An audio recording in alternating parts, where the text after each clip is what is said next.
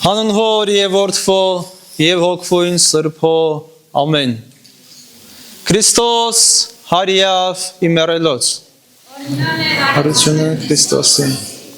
Տիրոջ հարության ավետիսն է, որ հնչում է համայն հայության մեջ բոլոր հայրաքելական եկեղեցիներում և ամբողջ աշխարհում այսօր համայն քրիստոնյա մեր տիեզերական եկեղեցում փոխանցելով այն կարևորագույն իրականությունը, որը փոխեց մարդկային կյանքի ողջ ուրվագիծը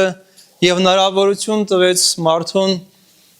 լիովին հասնելու այն նպատակին, որը սկզբանե Աստված դրել էր մարդկային կյանքի մեջ։ Իսկ այն նպատակը Տիրոջ արքայության հասնելն էր, սիրելիներս, և մենք հենց ժամերգության սկզբից, երբ որ ընթերցեցինք Ծննդոց գիրքը, թե ինչպես ստեղծվեց մարդը և ինչպես այդ մարդը զրկվեց իր փառքից, դա տրամաբանորեն մեզ բերում է դեպի հարության խորհուրդը, քանզի մարդը մահ ժառանգեց, մահվան մեջ շարունակեց իր կյանքը։ Երբ որ Աստված Ադամին նախազգուշացնում էր, որ դու պիտի անմիջապես մահանաս, երբ որ ճաշակես այդ պտղից, բայց տեսնում ենք, որ հենց հետևանքը անմիջական չեղավ, այսինքն մարդը միանգամից չմահացավ, այլ մուտք գործեց մահվան մեջ, դարձավ մահկանացու և մահվամբ լեցուն կյանք ժառանգեց։ Եվ մարդը չկարողացավ լիարժեք ապրել այդ կյանքում, չկարողացավ լիիրավ երջանկություն վայելել, որովհետև ամեն ուրեք իր ամեն քայլափոխին մահը ստվերի պես գալիս էր մարդու հետևից։ Գալիս էր և գալիս է ցայսօր։ Մենք հաճախ ուզում ենք մեր կյանքը պատկերացնել, կատարյալ պատկերացնել մեր կյանքը ավելի լուսավոր, երջանիկ, մենք ձգտում ունենք երջանկության, մենք ստեղծված ենք այդ երջանկության փափագով, բայց միայն այն հանգամանքը, որ աշխարհում կա մահը, թե մեր հարազատների, այն գաղափարը, որ ամեն մարդ, որ լույս աշխարհ է ծնվում, արդեն իսկ դատապարտված է մահվան, այդ հանգամանքը ստվերում է ամեն տեսակի ուրախություն։ Մենք դա մոռացության ենք մատնում, մենք դրա վրա չենք կենտրոնացնում մեր ուշադրությունը, բայց այն կա, որպես ճշմարտություն։ Եվ մեր հավատքի ամենից դժվար պահը, սիրելիներս, ամենից դժվարին կետը, որը քրիստոնեությունը մշտապես դավանում է, որը մեր ինքնության մասն է, բայց մենք այդուհանդերձ բոլորս չէ, որ կարողանում ենք այդ հավատքի հիմնադրույթը պատկերացնել և ընդունել։ Այդ հիմնադրույթը հետևյալն է, քրիստոնեությունը ասում է, որ մահը այլևս չկա, որ Քրիստոս իր մահվամբ հաղթեց մահվանը։ Բայց մենք տեսնում ենք մահը, մենք տեսնում ենք շարունակաբար հուղարկավորում ենք մեր հարազատներին, շարունակաբար տեսնում ենք այս կամ այնտեղ մահվան ստվերը, բայց եկեղեցին նորից ասում է, որ մահ, ուր է քո խայտոցը։ Հաղթանակ է տոնում եկեղեցին մահվամբ հանդեպ, հարության տոնին հռչակում է, որ այլևս հաղթահարված է մահը, բայց շարունակաբար մենք ապրում ենք մահվան իրականության մեջ։ Եվ դա պարադոքս է, մենք պիտի հասկանանք, եթե մենք հավատում ենք, որ իսկապես մահը չկա, թե ինչու այն առկա է մեր կյանքում։ Եվ ճիշտ այնպես, ինչպես առաջագործության պատմության մեջ, երբ որ Ադամը միանգամից այդ մահը կարծես թե ժառանգեց, բայց դեռևս չմահացավ, այդ նույն սկզբունքով Տիրոջ հարության խորհուրդն է մուտք գործում մեր կյանք, որ մենք այլևս մահկանացու չենք, բայց շարունակաբար դեռ չենք հասել այդ ձգտման։ Աստված ժամանակ է տալիս, որպեսզի հարությունը մարդկային կյանքի դառնա ոչ թե իծնե տրվող շնորհ, այլ մարդու ընտրություն։ Եվ ըստ երևույթին այս կյանքում կան երկու ճանապարհներ, սիրելիներս, որոնց մասին դեռևս Մովսես մարգարեն է ասում Երկրորդ օրենաց գրքում, ասելով, որ կյանքը և մահը ես դրեցի քո առջև, ընտրիր կյանքը, որպեսզի ապրես դու և քո սերունդները։ Եվ մեր կյանքում այդ երկու ճանապարհները կան, և կան մարդիկ, որոնք կյանքի զավակներ են, որոնք կրում են Աստծո լույսը, Աստծո պատկերը, եւ կան մարդիկ, որոնք մահվան զավակներ են, այսինքն չեն ընտրել Աստծուն, հեռացել են Աստծուց եւ շարունակաբար ապրում են մահվան ստվերի մեջ։ Եվ դա ոչ միայն ֆիզիկական մահվան մասին է խոսքը, սիրելիներս, այլ ավելի խորը երևույթ է, որովհետև թե մահը, թե հարությունը կա եւ մարդու մարմնի եւ հոգու համար։ Կա հոգեվոր մահ, երբ որ մարդը այլևս չունի հոգեվոր ապրում, երբ որ նա ուղղակիորեն ապրում է իր բնազդներով, ուտելով, խմելով, բազմանալով, իր ցանկությունները հագեցնելով եւ իր կյանքում չկա Աստված։ Դա հոգեվոր մահ է։ Այդ իսկ պատճառով հայտնության գիրքը ասում է, որ ահավասիկ մահ երկրորդ։ Եվ կա հարությունը այդ մահվան վիճակից, այն ժամանակ, երբ որ մարդը հաղորդակից է դառնում Քրիստոսի հարության լույսին։ Եվ թե մեր այսօրվա պատարագը, թե յուրաքանչյուր անգամ, երբ որ եկեղեցին տոնախմբում է Քրիստոսի հարությունը, դա ուղղակիորեն հիշողություն չէ, սիրելիներս, դա հիշատակում չէ, դա ինչ-որ գեղեցիկ տոն չէ, դա հնարավորություն է ամեն մարդուն իր հոգևոր աչքերով տեսնելու Քրիստոսի հարության լույսը, զգալու, հաղորդակցվելու եւ ներքաշվելու այդ հոգևոր զորությունը քո կյանքի մեջ, որպեսզի դրանով կարողանաս հաղթահարես մահվան ստվերը եւ մեղքի հետևանքը։ Եվ այդ հարության զորությունն է, որ հնարավորություն է տվել շատ մարդկանց անել ավելին, քան իրենք պատկերացրել են իրենց կյանքում։ Այսօրվա ավետարանի մեջ կարդում ենք, թե ինչպես հարության Հիսուսը հայտնվում է տարբեր մարդկանց, ինչպես մարդիկ սպասում էին այդ բերկրալի լուրը եւ արդեն իսկ կորցրել են հավատք։ Եթե նայենք հարության համայնապատկերը, կարող ենք տեսնել, որ տարբեր մարդիկ տարբեր ձև են սպասել եւ տեսել եւ հաղորդակցվել Քրիստոսի հարությանը։ Մարիամ Մագդաղենացին, ում որ Քրիստոսը տվել էր իսկապես նոր կյանքի հնարավորություն, ով որ թողել էր իր նախկին կյանքը մեղքի մեջ թաղված եւ գալիս է դատարկ գերեզման ողբալու իր վարդապետի, իր տիրոջ կորուստը, որովհետեւ խաչի հետ եւ այդ թաղման հետ մեկտեղ թաղվել են բոլոր հույսերը, բոլոր սպասելիքները եւ հնարավորությունները։ Եվ Մարիամը իր ողբաձայն աղոթքի մեջ իր մեջքի հետևում ձայն է լսում։ Մարիամ։ Դա Հիսուսի շշուկն էր։ Եվ նա ասում է Ռաբունի։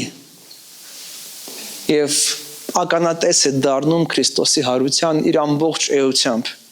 Ինչից հետո նա գնում եւ պատմում է առաքյալներին։ Նա դառնում է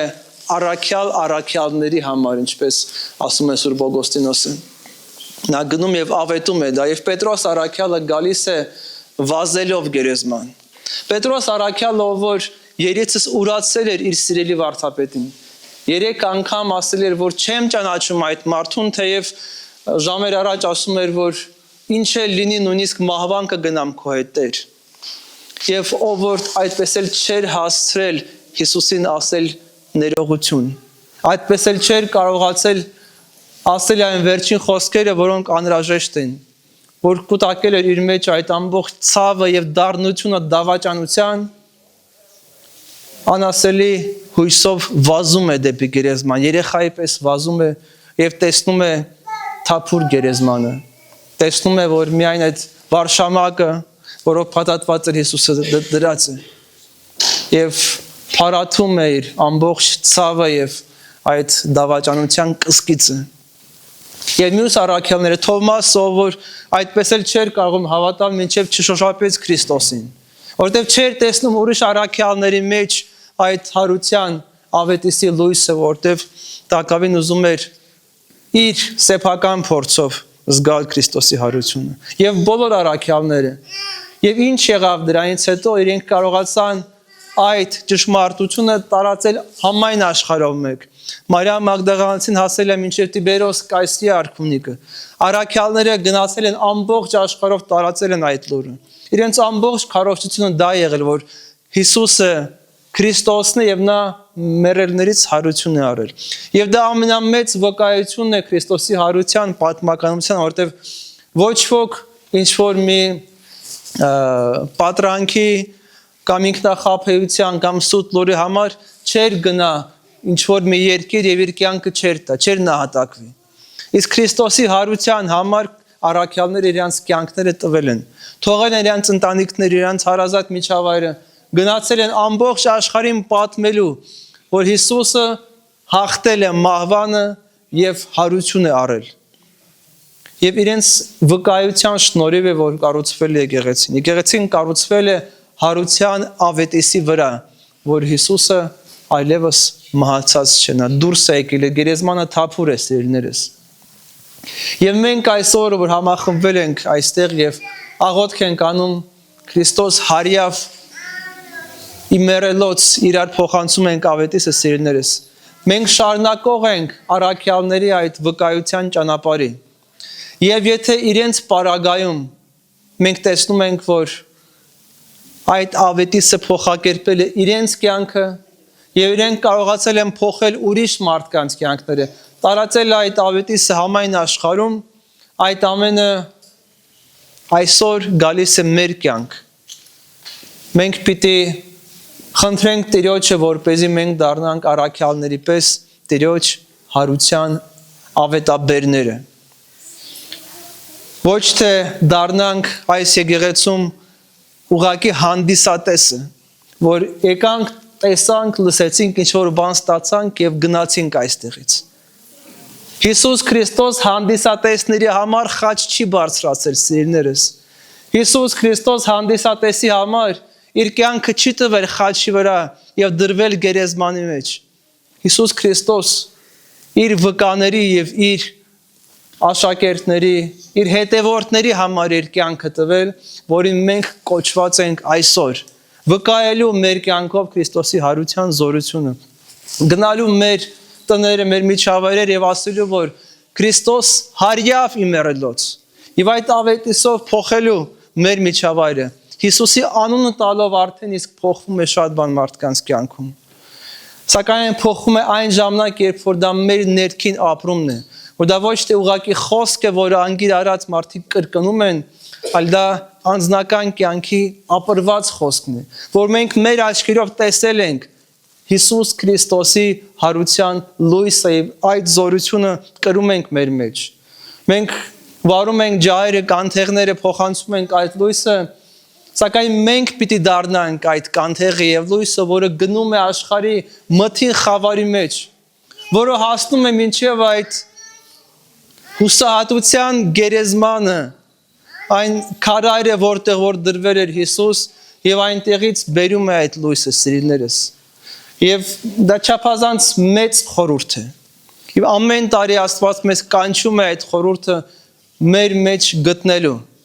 Հարություն տալու մեր մեջ այն սիրուն, որ Տերը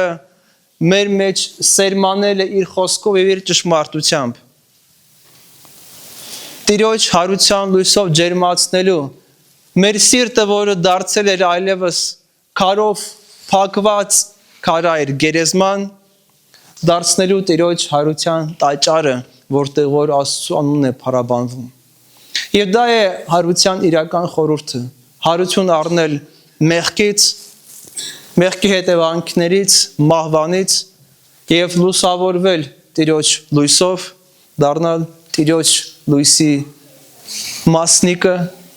այս խավար աշխարհում, սիրելիներս։ Եթող այսօր Տերը առատապես հեղիր հարության զորությունը ձեր սրտերի մեջ։ Մի պահ փակեք ձեր աչքերը եւ զգացեք, որ Հիսուս Քրիստոս ներկա է այստեղ, այս տաճարը լցնում է իր ներկայությամբ, իր հաղթանակած զորությամբ, իր հաղթանակած սիրով շնորհ է տալիս։ Հնարավորություն են տալիս իր հետ հաղորդակցվելու, մենք հավաքվել ենք, որպեսզի ճաշակենք իր հարություն առած մարմինը եւ արյունը եւ դրանով մենք դառնանք նոր մարդիկ, հարություն առած մարդիկ, Տիրոջ հարությունը մեր մեջ կրող եւ փոխանցող մարդիկ։ Եվ թող Տերը տա այդ հնարավորությունը յուրաքանչյուրից, թող ձեր սրտերը լուսավորվեն Տիրոջ հարության լույսով, որպեսզի կարողանաք համարձակորեն վկայել Քրիստոսին այս մեղքով պատուհասած աշխարհում, խորին պատկերացումով, հավատի զորությամբ եւ քաջությամբ ասելով. Քրիստոս հարյավ իմերելոց, Քրիստոս հարյավ իմերելոց, Քրիստոս հարյավ իմերելոց,